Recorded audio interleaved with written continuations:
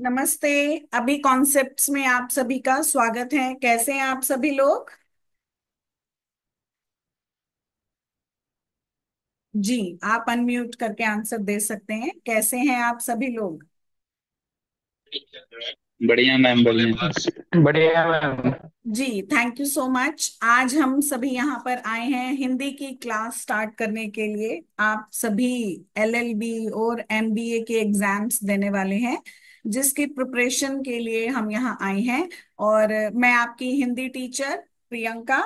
आज हम हिंदी की क्लासेस स्टार्ट करेंगे। आज मैं आपको फर्स्ट क्लास में ये बताऊंगी कि आपके एलएलबी और एमबीए के जो एग्जाम है, एंट्रेंस एग्जाम, उसमें हिंदी के क्वेश्चंस जो आते हैं उनका सिलेबस क्या रहता है। और ये क्लासेस जब आप लेंगे तो इन क्लासेस में उन पूरे सिलेबस के सारे कंटेंट को आपको बेसिक से वेरी बेसिक, एकदम शुरुआत से सिखाया जाएगा। आपको प्रैक्टिस सेट भी प्रोवाइड करवाए जाएंगे। प्लस आपको हम सब कुछ डाउट क्लियर सेशन सब कुछ यहाँ पर होता है। तो जब आप क्लासेस यहाँ पर लेते हैं तो उसके बाद आप जब एग्जाम में अपेयर होते हैं तो आप हिंदी का एग्जाम बहुत अच्छे से दे पाते हैं। कोई भी डाउट आप लोगों को नहीं रहेगा। ऐसी अभी तक के ट्रैक रिकॉर्ड की गारंटी है। ठीक है। तो आप सभी ट्राई करेंगे कि आप ऑनलाइन क्लास ज्वाइन करें। अगर किसी कारण से आप ऑनलाइन क्लास नहीं ज्वाइन कर पाते हैं तो आप सेम डे रिकॉर्डिंग भी देख सकते हैं उस क्लास की। ठीक है। तो सबसे पहले मैं आपको बताऊंगी कि हिंदी एग्जाम का सिलेबस क्या रहता है। हिंदी एग्जाम का सिलेबस बेसिकली 3 पार्ट्स में डिवाइडेड रहता है। आपके एग्जाम में अपठित गद्यांश, अपठित गद्यांश सभी को पता होगा क्या होता है। अपठित गद्यांश जरूर आता है। उसके बाद व्याकरण, ग्रामर से रिलेटेड बहुत सारे पोर्शंस। कौन कौन से पोर्शंस हैं बताने आपको? संज्ञा है, सर्वनाम है, क्रिया है, विशेषण है, कारक है, समास है, अलंकार है। उसके बाद बहुत सारे वोकेबलरी से रिलेटेड क्वेश्चंस हैं, जिनमें विलोम है, पर्यायवाची है, अनेकार्थी शब्द है, एकार्थी शब्द है। आपको वर्णमाला सीखनी है, आपको शब्द विचार सीखना है। आपको सभी कुछ, जैसे क्या मैं बताऊं, सभी कुछ, कुछ भी नहीं रह जाएगा अगर आप हिंदी की क्लासेस ले लेते हैं। तो हिंदी ग्रामर का शायद ही कोई ऐसा टॉपिक होगा जिसके बारे में आपको सही सटीक जानकारी नहीं होगी। यहां तक मेरी बात समझ में आ गई सभी को? हम हिंदी के जो हमारे पास सिलेबस है, जो हमारे एग्जाम में आने वाला है, उसमें से कहीं से भी कुछ भी आ सकता है। ऐसा नहीं है कि हम समास छोड़ दें, हम अलंकार छोड़ दें, हम छंद छोड़ दें, या हमें मुहावरे नहीं आ रहे, हमें लोकोक्तियां याद नहीं करनी है। नहीं, हमें सभी कुछ अच्छे से करना है। और उन सब के लिए हम एक जो प्रॉपर सीक्वेंस है उसको फॉलो करते हैं। वो सीक्वेंस इस प्रकार से रहता है। आपको इजी टू डिफिकल्ट हम सिखाते हैं। ठीक है। और सीक्वेंस ऐसा रहता है कि एक टॉपिक दूसरे टॉपिक पर बेस्ड है, तो हम उस तरीके से चलें कि सभी ढंग से अच्छे से एक क्रम के अनुसार सीख सके। ओके जी। तो आज हमारी फर्स्ट क्लास है। हम स्टार्ट करेंगे। सबसे पहले हम जो शुरू करेंगे हिंदी का, आपको क्या चाहिए? आपको मेरी क्लास में चाहिए एक रजिस्टर, एक पेन साथ में, जिसके हिसाब से आप क्लास में अगर आपको कुछ इम्पोर्टेंट लगता है, या इम्पोर्टेंट मैं बताती हूँ कि ये आप करिए, तो आपको वो करना है। ठीक है। समझ में आ गई बात? चलिए, सबसे पहले हम बात करेंगे हिंदी की वर्णमाला। और मुझे बहुत मजा आता है जब क्लास इंटरेक्टिव होती है, सभी बच्चे अच्छे से पार्टिसिपेट करते हैं। ज्यादा से ज्यादा क्या होगा, हमारी नॉलेज अधूरी हो सकती है। हो सकता है कि गलत भी हो जो हम बोले क्लास में। बट यस, ऑफ कोर्स गलत होगा, नहीं आता, कम आता है, पूरा नहीं आता, तभी ये क्लास ज्वाइन की है। इस क्लास को ज्वाइन करने का मकसद ही यही है, हम अच्छे से सीखें। तो इसे एक रिकॉर्डिंग की तरह ना देखें, फिर कोई फायदा नहीं है।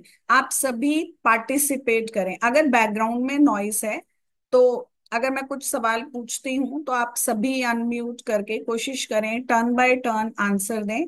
और अगर आप आंसर देंगे, इंटरेक्ट करेंगे क्लास में, तो डेफिनेटली ये क्लास बहुत अच्छी इंटरेस्टिंग होने वाली है, बर्डन नहीं लगेगा। जी, शुरू करते हैं। वर्ण विचार का चैप्टर हम शुरू करेंगे। इसको आप इंग्लिश में वर्ण का मतलब अल्फाबेट समझ सकते हैं। इसे हम ऑर्थोग्राफी कहते हैं इंग्लिश में। क्या होते हैं वर्ण? वर्णों के बारे में सारी जानकारी हम सीखने वाले हैं, वेरी बिगनिंग। मैम जब हाँ जी। मैम क्या मतलब कि एक क्वेश्चन था, जैसे कि आप जो पढ़ा रहे इतना इनफ रहेगा या कोई बुक ले लें मैम? देखिए बच्चे, जो मैं पढ़ा रही हूँ उसके आपने साइड बाय साइड नोट्स बनाने हैं। उसके बाद हम आपको स्टडी मटेरियल, जिसे प्रैक्टिस सेट भी आप बोल सकते हैं, वो हम प्रोवाइड करवाते हैं।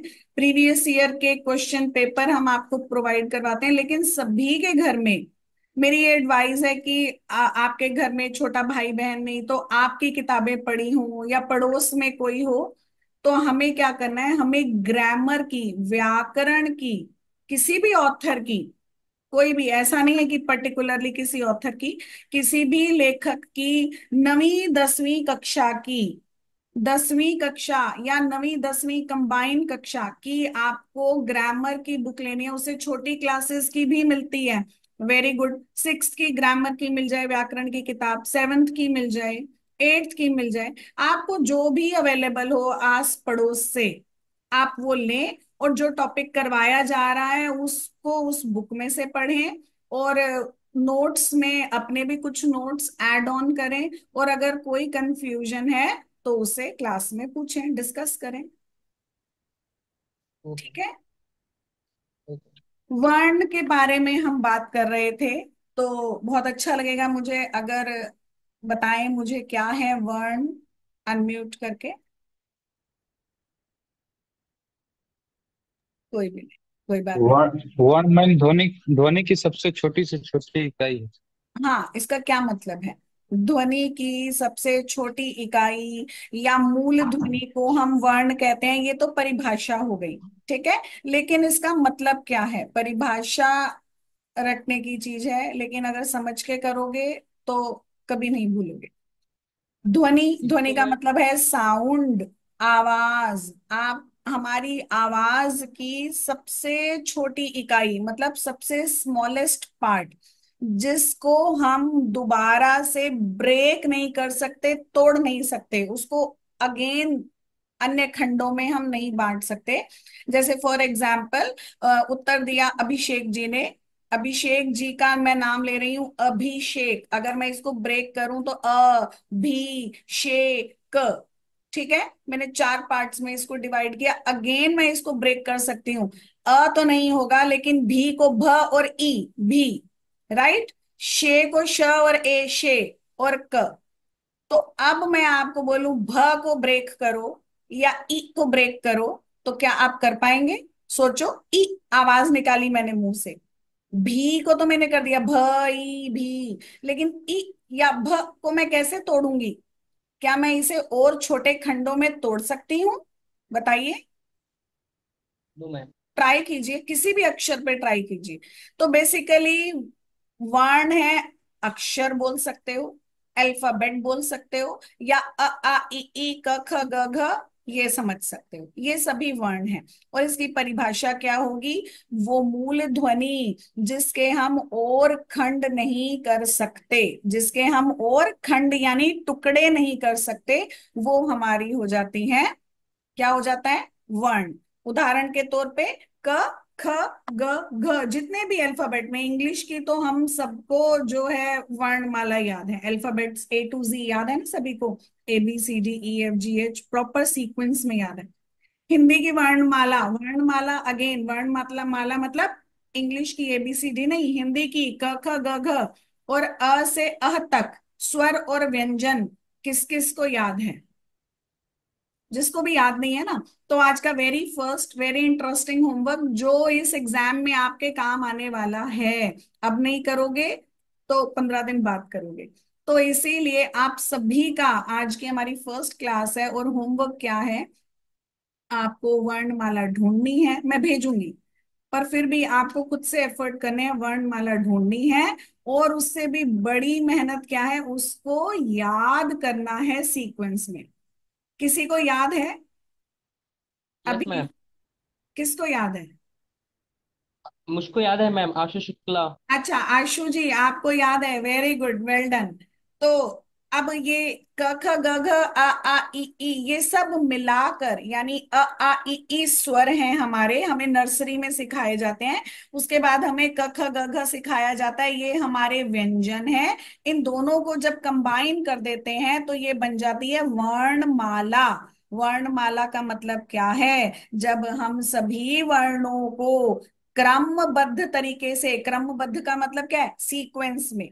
अगर हम छोटे थे, ए के बाद बी भूल जाते थे, सी लिख देते थे, तो टीचर क्रॉस करती थी। या सी के बाद फिर बी लिख देते थे, बी की जगह पे डी, डी की जगह पर बी लिख देते थे। ऐसी बहुत सारी गलतियां हम सभी ने की हैं। लेकिन उस टाइम पे नहीं, टीचर ने हमें इतना प्रैक्टिस करवाया कि हमें प्रॉपर सीक्वेंस में वो याद है। उसी सीक्वेंस यानी क्रमबद्धता को ही हम हिंदी में भी अपनाते हैं। हिंदी में भी ऐसा नहीं जो अक्षर जहां मर्जी लिख दिया, उसका भी एक निश्चित क्रम है। तो वर्णों के व्यवस्थित क्रम को, व्यवस्थित यानी अरेंज्ड, क्रम यानी सीक्वेंस, व्यवस्थित क्रमबद्ध समूह यानी ग्रुप को वर्णमाला कहते हैं।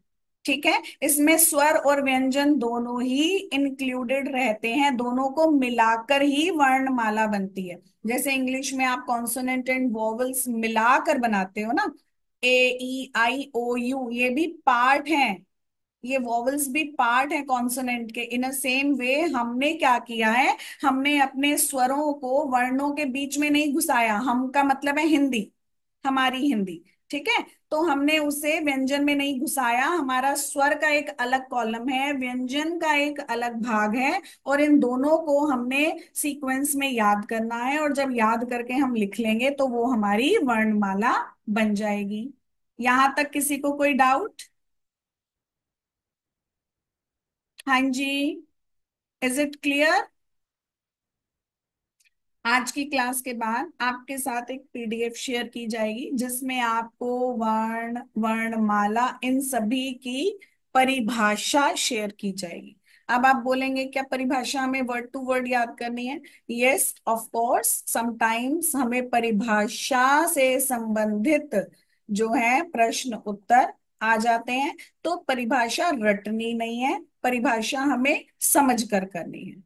ठीक है, अगर फिर भी आपको याद करने में कोई दिक्कत हो, किसी शब्द का अर्थ नहीं समझ में आए, तो आप लोग पूछ सकते हैं।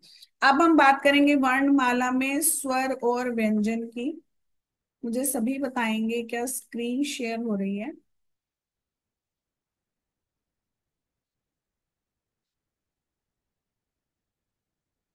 Screen is visible? अभी नहीं मैम। व्हाइट बोर्ड नहीं आ रहा? आ गया। ठीक है, तो हमने बात करनी है वर्णमाला की। वर्णमाला में मैंने आपको बताया दो प्रकार की चीजें शामिल होती हैं। नंबर वन स्वर, और नंबर टू व्यंजन। ठीक है, स्वर कौन से हैं, स्वर कितने हैं? पहले हमने वर्णमाला समझी, और वर्णमाला वर्णों से बनी है। हमने वर्ण भी समझे। वर्ण वो छोटी से छोटी ध्वनि है, वो छोटे से छोटा साउंड है, जिसे हम अगेन दोबारा खंडों में नहीं बांट सकते। एग्जाम्पल अ, इ, उ, भ, प, म, ये सब। अब वर्णमाला दो चीजों से मिलकर बनी है, स्वर और व्यंजन। क्या होते हैं स्वर? हमने बचपन में पढ़े हैं, आ, इ, ई, पढ़े हैं ना? कुछ इसे यस मैम। छोटी ई, बड़ी ई बोलते हैं। समटाइम्स हमें स्कूल में सिखाया जाता है इ एंड ई, दोनों ही सेम है, आप जैसे मर्जी बोल लें। छोटी ई का मतलब यही होता है कि इसे बोलने में हमें छोटी है यानी कम समय लगाना है, और बड़ी ई को बोलते समय, उच्चारण के समय हमें ज्यादा समय लगाना है। ठीक है, ये कहाँ तक आ जाते हैं? अह तक। ठीक है, व्यंजन कौन से होते हैं? व्यंजन होते हैं क, ख, ग, ये आ जाते हैं ह तक। अब इनके बारे में जानकारी समझेंगे, क्या है स्वर और क्या है व्यंजन। है दोनों ही ध्वनियां, है दोनों ही साउंड, लेकिन स्वर और व्यंजन अलग अलग है। सबसे पहले हम समझेंगे स्वर क्या है। स्वरों का हम उच्चारण, उच्चारण यानी बोलना, प्रोनाउंसिएशन, हम इसको कैसे बोलते हैं, उसमें वायु यानी हवा, ये तो पता होगा, जब भी हम कुछ बोलते हैं हमारे मुंह से हवा बाहर निकलती है।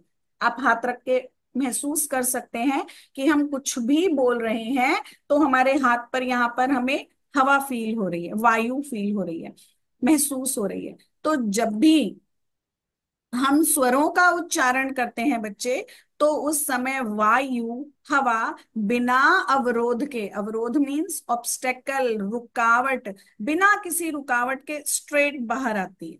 मतलब ऐसा समझ लो, ऑफिस के लिए घर से निकले तो घर से लेके ऑफिस तक बीच में कोई रेड लाइट नहीं मिली, ठीक है? तो कि उस दिन बड़ी खुशी होती है, अरे वाह, घर से निकले और ऑफिस तक हमें कोई भी रेड लाइट नहीं मिली, सारे सिग्नल हमें ग्रीन मिले। तो यानी बिना रुके हम डायरेक्ट ऑफिस पहुंच गए। घर से जैसे ही हमने घर से गाड़ी स्टार्ट की, ऑफिस जाके ही हमने कार को ब्रेक लगाई, रास्ते में हमें रेड लाइट नहीं मिली। तो वो है स्वर। वो क्या है? Please unmute and participate. बहुत अच्छा लगता है टीचर को भी। हाँ जी, वो क्या होते हैं? मैं तो आगे नहीं पढ़ाऊंगी जब तक मुझे उत्तर नहीं मिलेगा। स्वर। सभी अनम्यूट करके आंसर दीजिए। स्वर। स्वर मैम। स्वर है, वेरी गुड, बहुत अच्छा लगा। तो स्वर क्या है? स्वर वो ध्वनि है, स्वर वो वर्ण है जिसमें वायु, हवा बिना अवरोध के, बिना रुकावट के बाहर आती है, ठीक है? यानी उच्चारण के समय कोई अवरोध बीच में नहीं आता। अब अवरोध किस टाइप का, अब आप सोच रहे होंगे कौन सी, गले में कौन सी रेड लाइट लगी है जो मैम बोल रही है घर से ऑफिस गए रेड लाइट नहीं मिली। लेकिन यहाँ से हमारी जो वॉइस बॉक्स है, यहाँ से हमने शुरू किया बोलना, तो यहां तक कौन सी रेड लाइट लगी हुई है? यस, ऑफ कोर्स, यहां तक बीच में बहुत सारी रेड लाइट लगी हुई है इतने से एरिया में। अब वो कौन कौन सी रेड लाइट है वो मैं आपको अभी बताने वाली हूँ। स्वरों की संख्या याद करेंगे। मैं यहाँ पर जो भी बता रही हूँ, मैं वो सब कुछ क्या बता रही हूँ, बताने के लिए मेरे पास बहुत सारी जानकारी है। इस एक टॉपिक को मैं 4 घंटे भी बता सकती हूँ, लेकिन जो कुछ भी बता रही हूँ, बोल रही हूँ, वो सब कुछ एग्जाम पॉइंट ऑफ व्यू से बोल रही हूँ। तो हर बात को नोटिस करेंगे, रजिस्टर में लिखना चाहें लिखेंगे, लेकिन अगर नहीं लिखेंगे तो बहुत कुछ मिस होने वाला है। इसीलिए जो लिखा जा रहा है वो भी लिखिए, जो सुना जा रहा है वो भी साइड बाय साइड लिखिए। स्वर हमारे हैं 11। स्वरों की कुल संख्या कितनी है? प्रश्न आ गया आपके एग्जाम का। स्वरों की संख्या 11 है, ठीक है? और इसकी परिभाषा क्या है? बिना रुकावट के, बिना अवरोध के, जब उच्चारण के समय वायु बाहर निकलती है तो वो स्वर है, ठीक है? अब व्यंजन, इसमें रेड लाइट नहीं मिली, पर आज मैं जब घर से ऑफिस के लिए जा रही थी, मुझे हर क्रॉसिंग पे रेड लाइट मिली, कोई भी ग्रीन मिला ही नहीं सिग्नल।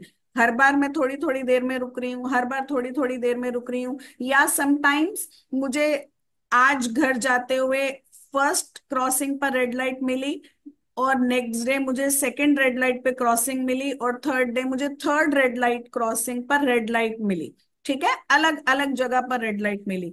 तो वो जो रेड लाइट वाली जो बात है, रेड लाइट का मतलब मैंने क्या बताया? ऑब्स्टेकल, रुकावट, अवरोध, बाधा। जब उच्चारण के समय, ध्वनि के उच्चारण के समय रुकावट आए जिनके, तो वो व्यंजन है। प्लस जिनका उच्चारण, उच्चारण यानी बोलना, मुंह से बात निकालना, उच्चारण हम बिना स्वरों की सहायता के नहीं कर सकते। मतलब अगर मुझे ये बोलना है, ये जितने भी हैं क, ख, ग, स, ह, द, म, ये जितने भी हैं, अगर मुझे इनको बोलना है मुंह से आवाज निकालनी है तो इसमें स्वरों की सहायता चाहिए। बिना स्वरों की सहायता के मैं इनका उच्चारण नहीं कर सकती। अब आप बोलोगे मैम बोल तो रहे हो, स भी बोल रहे हो, द भी बोल रहे हो, ह भी बोल रहे हो। हाँ मैं बोल रही हूँ, स भी बोल रही हूँ, द भी बोल रही हूँ, ह भी बोल रही हूँ, लेकिन क्या आपको पता है इसमें मैंने इस समय स्वर को शामिल किया हुआ है। आप बोलेंगे यस स्वर, मैम। स्वर का मतलब मात्रा, जो बचपन में हमें अ आ इ उ ए ओ औ अंग अह सिखाई गई हैं, ये मात्राएं। अब आप बोलोगे कोई भी मात्रा नहीं लगी। आप ये बोल रहे हैं मैम क, पर इसमें कोई भी मात्रा नहीं लगी। पर मैं आपकी जानकारी के लिए बता दूं, इसमें मात्रा लगी है। इसमें अ जो साउंड है वो इंक्लूडेड है, वो शामिल किया गया है, तभी मैं इसे बोल पा रही हूं। अगर ये मैं अ हटा दूं तो कैसे लिखूंगी? अगर मैं इस क में से अ हटाना चाहूं तो मैं इसे कुछ इस प्रकार से लिखूंगी। ये देखिए, अब आप सभी को विजिबल होगा, ये रहा। इसमें कोई स्वर शामिल नहीं है इस समय। इसको क्या बोलते हो, कौन बताएगा? एनीवन? इसे क्या कहेंगे? Any idea? बताइए, मैंने स्टार्टिंग में ही बोला, ज्यादा से ज्यादा क्या होगा, गलत होगा ना, नो प्रॉब्लम। बताइए इसे क्या बोलेंगे? इसे हम अपनी नॉर्मल भाषा में बोलते हैं आधा क। क्या बोलते हैं? आधा क। ठीक है। और जनरली इस निशान को हम हलंत का चिन्ह बोलते हैं। ये एक स्लांटिंग लाइन, टेढ़ी रेखा व्यंजन के नीचे खींच दी जाती है, तो इसका मतलब है इसमें कोई भी स्वर शामिल नहीं है, ये आधा है। ठीक है। और इसमें हलंत लगा है, हल लगा है, हल या हलंत कुछ भी बोल सकते हो, हल का निशान, हलंत का निशान। तो अब इसको बोलूं कैसे?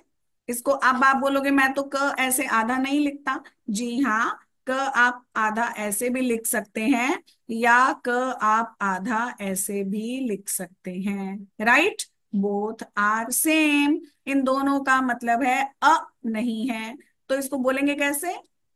कई बार अक्षर के बीच में आ जाता है। हाँ, इसका मतलब है हम अ की साउंड नहीं निकालते हैं इसमें, जल्दी बोलते हैं और नेक्स्ट अल्फाबेट पे, नेक्स्ट व्यंजन पे जल्दी से जंप कर जाते हैं, इसको बस छू कर आगे भाग जाते हैं।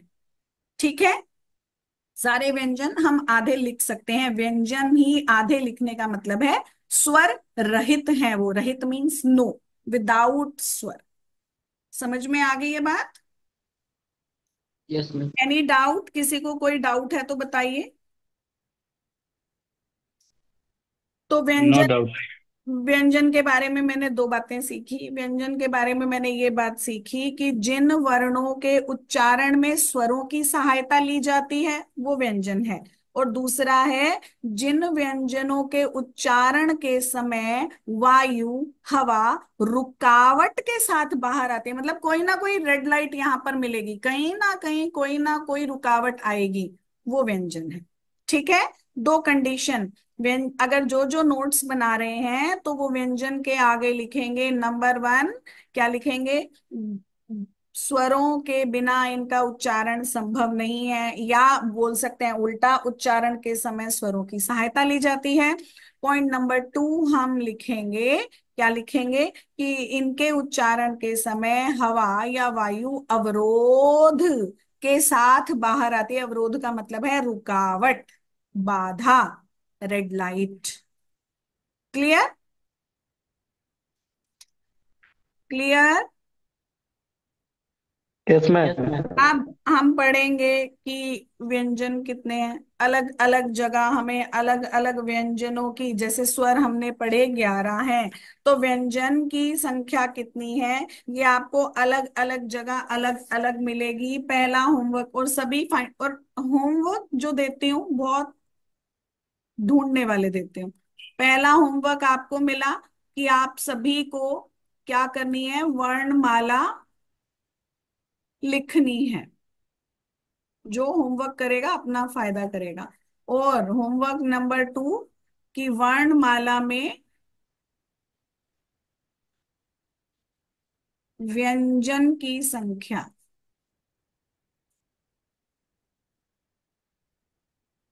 अभी आपका एक टेलीग्राम चैनल बना दिया जाएगा हिंदी की क्लास का, और उसमें आप सभी अपना होमवर्क शेयर कर सकते हैं, कोई प्रॉब्लम नहीं है।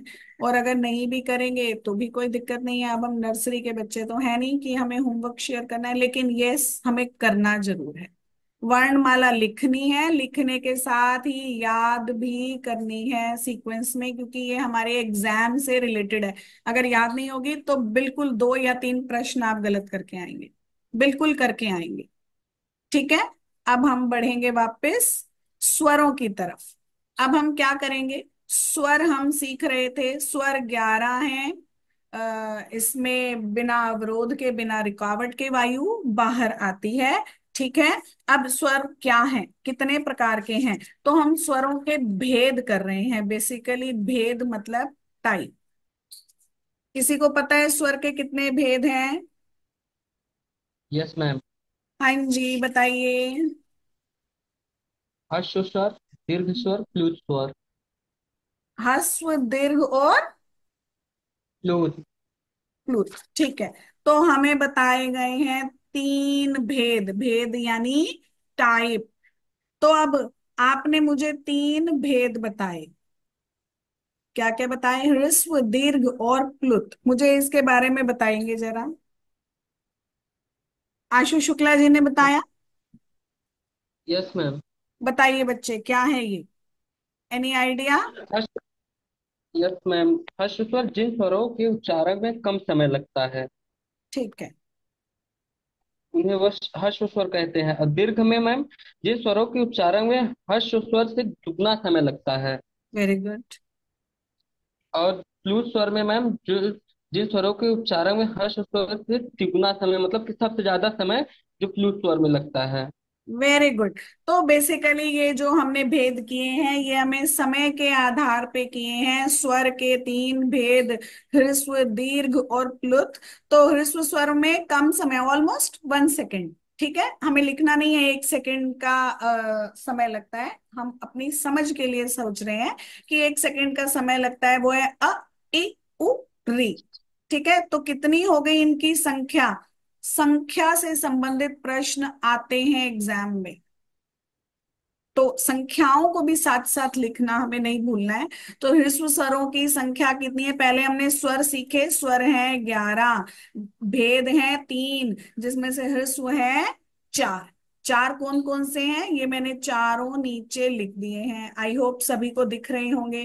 दीर्घ स्वरों की संख्या, और वो कौन कौन से हैं वो मैं लिख रही हूं। अ, बड़ा ई, बड़ा ऊ, ए, आए, ओ, औ। कितने हैं, काउंट करेंगे, 1 2 3 4 5 6 7, 7। ठीक है। अब आप बोलेंगे आपने तीसरा भेद प्लुत बताया, लेकिन 7 और 4 11, तो यहाँ टोटल ही हो गए। तो इसके अंडर कौन सा आता है? इसके अंडर जनरली अगर किसी ने भजन सुने हो, कोई गाना देखा हो, तो आपको ये वाला साउंड दिखता है। देखा है, ये मैंने सर्कल में बनाया है, देखा है ये साउंड, ये निशान देखा है सभी ने, कहीं गाने के एंड में, दोहे के एंड में, भजन के एंड में। इसका क्या मतलब है? इसका मतलब है कि इसको आपने ज्यादा खींचना है। जो भी म्यूजिक की जानकारी रखते हैं उनको पता होगा, संगीत की, कि इसमें हमें इसे खींचना होता है, स्ट्रेच करना होता है।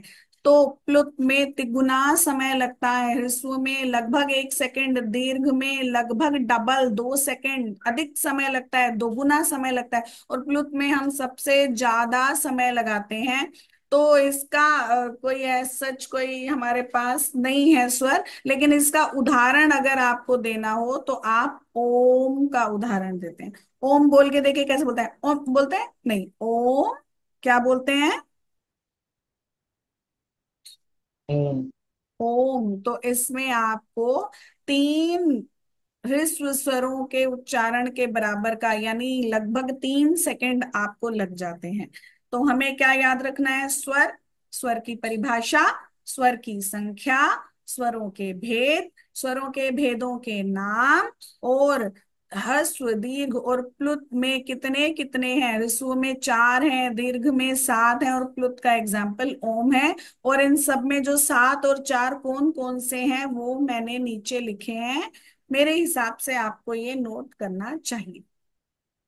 जैसे ही सबका नोट हो जाए प्लीज टेल मी। किसी को कोई डाउट है तो पूछ सकते हैं।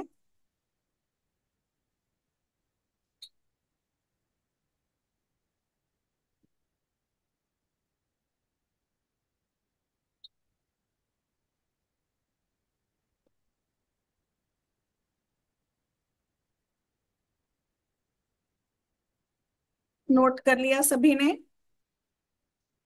Yes ma'am. अगर कोई बच गया है तो बताइए, नहीं तो मैं आगे बढ़ूं।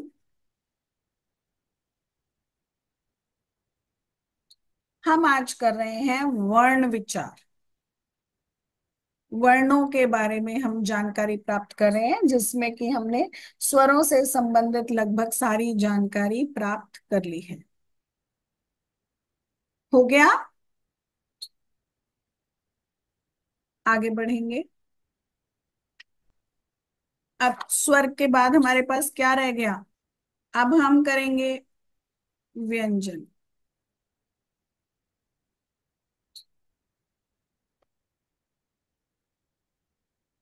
व्यंजन की परिभाषा हम समझ चुके हैं, व्यंजन के बारे में हम जान चुके हैं। अब व्यंजन के बारे में हम थोड़ी सी और डिटेल में जानकारी प्राप्त करेंगे। इसके बारे में मैंने आपको बोला कि इसके उच्चारण के समय हमें स्वरों की सहायता लेनी पड़ती है। उसके बारे में मैं आपको बता चुकी हूँ कि आप जो आधा क है, जिसमें इस समय कोई भी स्वर शामिल नहीं है, उसका उच्चारण नहीं हो पाता है, तो हम क्या करते हैं, इसके साथ किसी ना किसी स्वर को जोड़ देते हैं। अब कोई ना कोई अगर स्वर जुड़ जाएगा तो ये बन जाएगा क, का, की, कु, कू, के, कए, को, कऊ, कह। ठीक है जी, समझ में आ गया? तो ये जितने भी बने, ये सब अलग अलग स्वरों की सहायता से ही मैं बना पाई। ठीक है। अब हम बात करेंगे व्यंजन के अलग अलग भेद। तो पूरे जो व्यंजन है, सबसे पहले उनको आपको याद करना है। थोड़े से लिखती हूँ आप सभी के लिए।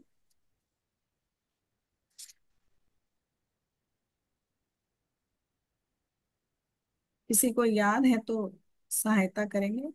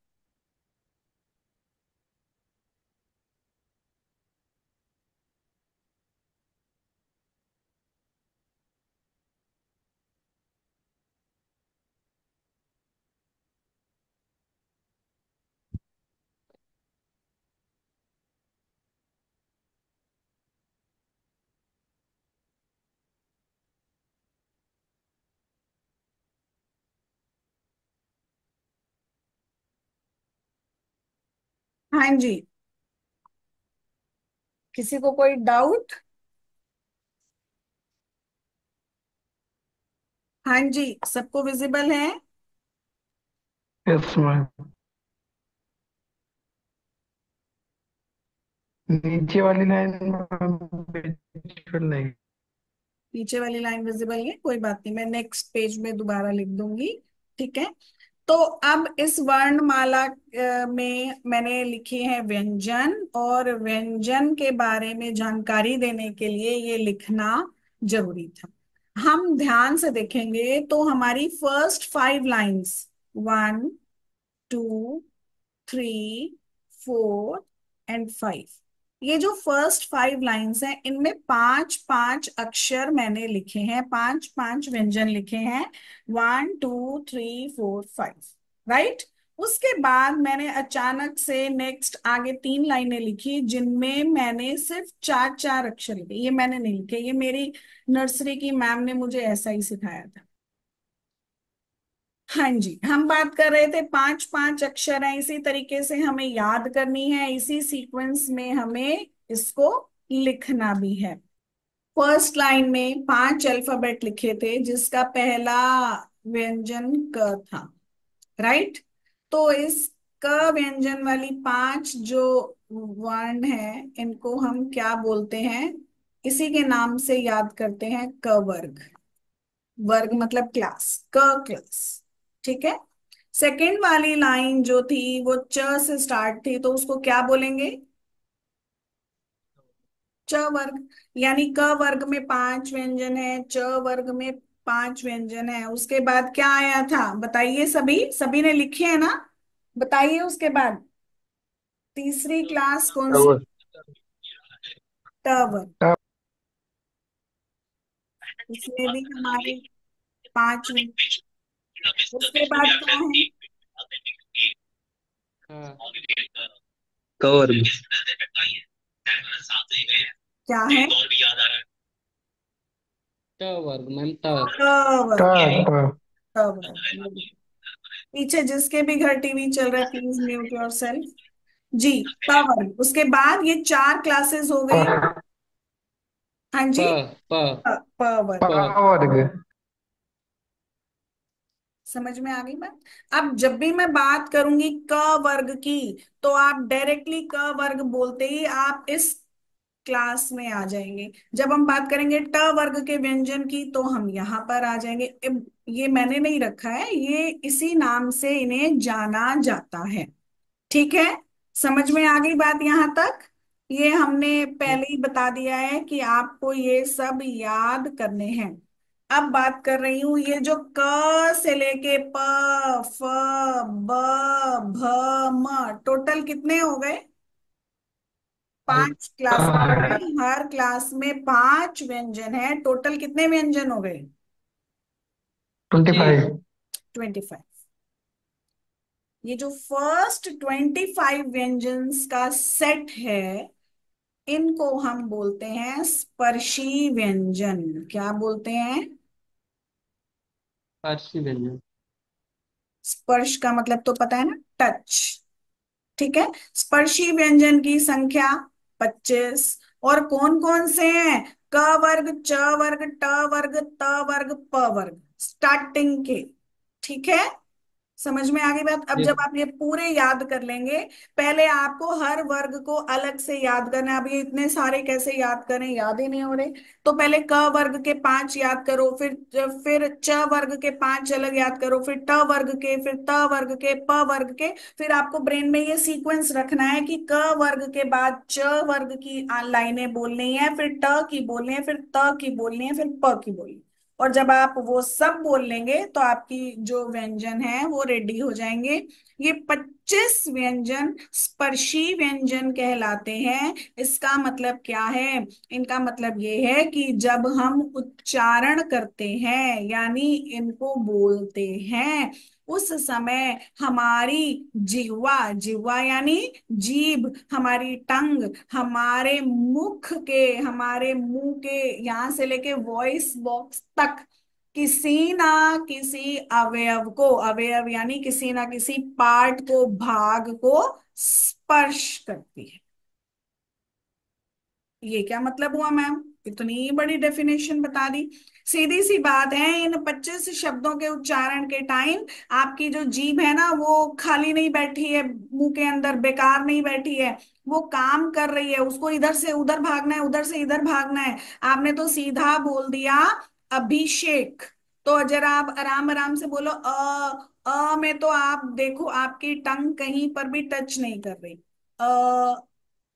और कोई रेड लाइट भी नहीं मिली, इसका मतलब क्या है, स्वर है भाई।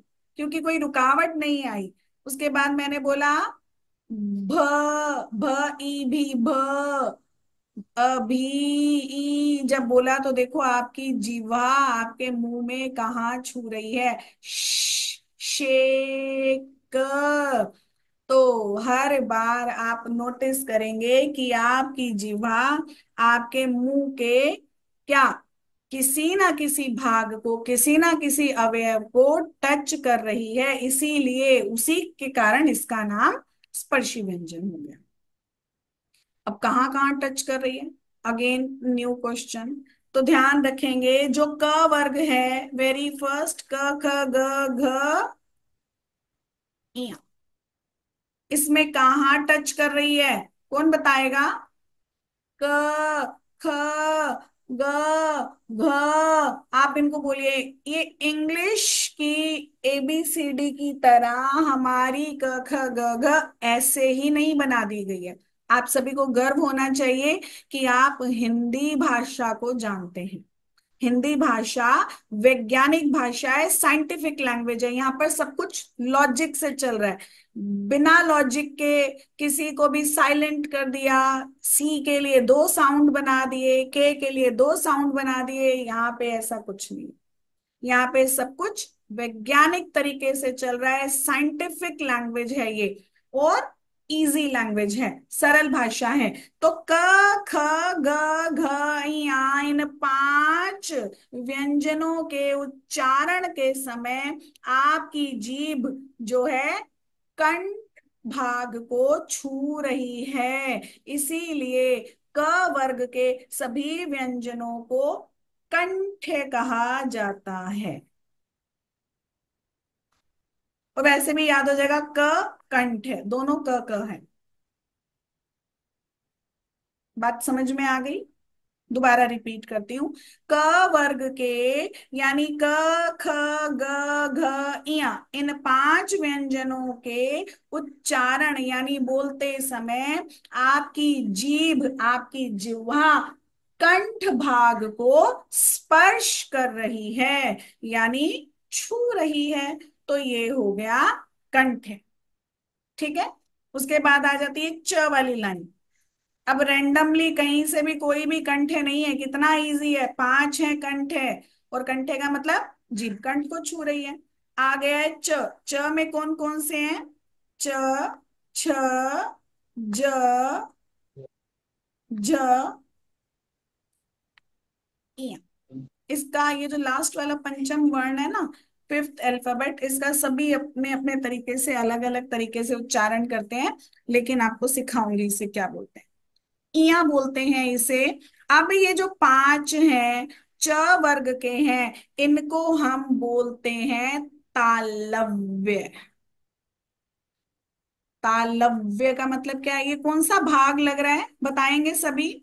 सोचिए, आपके मुंह से लेके यहां तक ये कौन सा भाग हो सकता है? तालु। तालू। तालू क्या होता है? तालू हमारे मुंह में ऊपर की तरफ, अंदर ऊपर की तरफ के भाग को हम तालू बोलते हैं।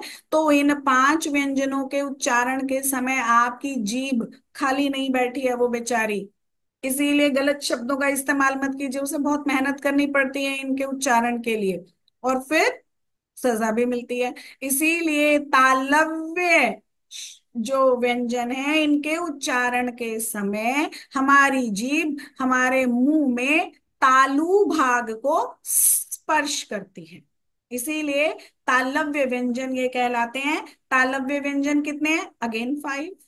ठीक है। अब आप बोलोगे तालु कौन सा है, कैसे पता चलेगा? आप बोल के देखिए, च, छ, ज, झ, इया। हर बार सभी बोल के देखिए म्यूट मोड में, आप नोटिस करेंगे हर बार आपकी जीभ आपके मुंह के अंदर एक ही भाग को छू रही है। करके देखिए, वो घूम नहीं रही इधर उधर, च, छ, ऐसे इधर उधर नहीं घूम रही है, लेफ्ट राइट आगे पीछे ऊपर नीचे, वो एक ही जगह पर बार बार छू रही है इन पांचों व्यंजनों के उच्चारण के समय। सभी करके देखेंगे क्विकली, तभी क्लियर होगा, और आपको पता भी चलेगा कि तालू कहाँ है आपके मुंह में। च, छ, ज, झ, ना। अब आप बोलो मैं यहाँ टच नहीं करूंगा और फिर भी च की साउंड प्रोड्यूस करूंगा, तो आप करके दिखा दीजिए। आप अपनी टंग को वहां पर मत टच कीजिए, मत स्पर्श कीजिए अपनी जिह्वा से तालु के भाग को। और च, छ, ज या झ या इया में से किसी भी ध्वनि को उच्चारित करके देखिए, it is not possible. Am I right? कर लिया सभी ने? Yes ma'am. जी।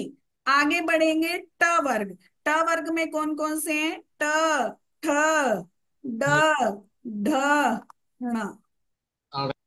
अगेन पांच हैं। इनको हम बोलते हैं मूर्धन्य। क्या बोलते हैं? मूर्धन्य। अब ये क्या है? डेफिनेटली ये हमारे मुंह का ही कोई भाग है।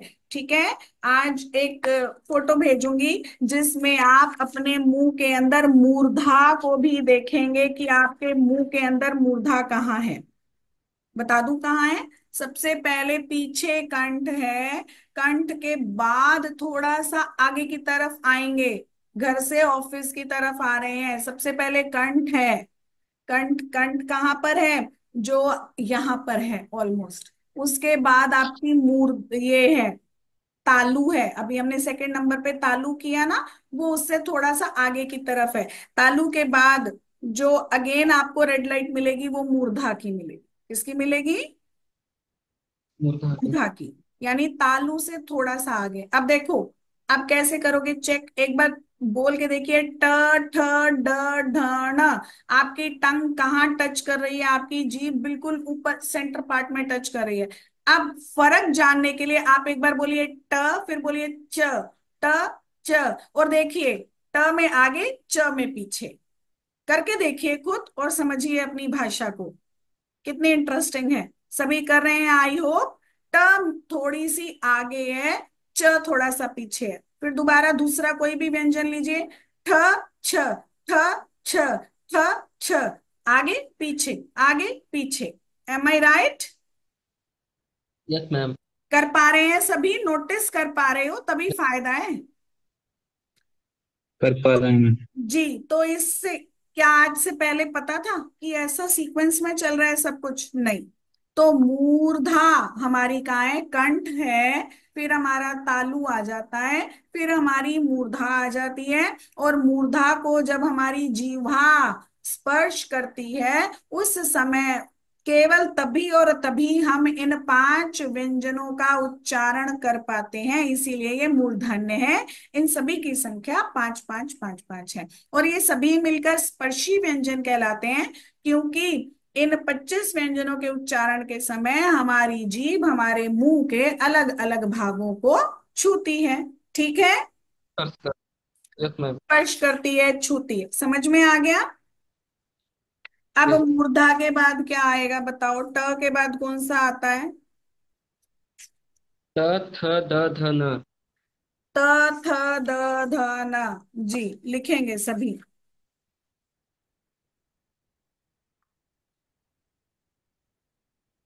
अब अगेन हमें पता है ये स्पर्शी व्यंजन का भाग है। बोल के देखो। त, थ, द, ध, न। और मुझे सभी बताइए आपकी जीभ कहाँ छू रही है? Very easy. बताइए। दांत में। दंत है ये, दांत में। दांत को छू रही है, वेरी गुड। तो ध्यान रखेंगे याद करने के लिए, जैसे क को कंठे बोला तो द वर्ग त में आ रहा है, तो ये दंते है। क्या है? दंत। दंते यानी दांत। अब आप चैलेंज है, आप त, थ, द, ध, न को बोलना है और आप ये कोशिश कीजिए आपकी जीभ किसी भी तरीके से दांत को ना छू पाए। हम नहीं बोल पाएंगे बच्चे। ठीक है। तो ये स्पर्शी है। दंत व्यंजन कौन से हैं? प्रश्न क्या आएगा? स्पर्शी व्यंजन किन्हें कहते हैं? स्पर्शी व्यंजनों की संख्या क्या है? ठीक है। दंत व्यंजनों के उच्चारण के समय आपकी जीवा किस भाग को छूती है? समझ में आ रही है बात? अगर ये सब मैं नोट्स दे दूं तो आप याद करते करते थक जाएंगे, लेकिन याद नहीं होगा। लेकिन जब आप इस तरीके से समझ के करोगे तो आपको कोई भी दिक्कत नहीं होगी। दंते यानी दांत को छूना। त, थ, द, ध, न। और इवन आपको याद नहीं है तो आप करके भी देख पाएंगे वहां पर। ठीक है। लॉजिक के साथ चल रहे हैं हम। उसके बाद आ जाता है प वर्ग। प वर्ग में भी ये हमारे अंतिम 5 व्यंजन चल रहे हैं स्पर्शी व्यंजन की संख्या में। इन्हें क्या बोलेंगे? ओष्ट। क्या? ओस्ट। ओष्ट क्या होता है? हमारे लिप्स, हमारे होंठ, हमारे ओठ। ठीक है। इन्हें ओठ, होठ और लिप्स के नाम से हम जानते हैं। तो जब हम प, फ, ब, भ, म बोल रहे हैं तो आप देखिए आपके होठ जो है वो वर्किंग है। अब उससे पहले च, छ, ज, झ, न में आपके होठ कुछ ज्यादा हिलडुल नहीं रहे थे। त, थ, द, ध, न में भी नहीं हिल रहे, क, ख, ग, घ, न में भी नहीं हिल रहे। लेकिन प, फ, ब, भ, म में सारा काम आपके होंठ कर रहे हैं, इसीलिए ये क्या है? ओष्ठ व्यंजन है। ठीक है। यहां तक अगर किसी भी बच्चे को कोई भी डाउट है प्लीज पूछिए।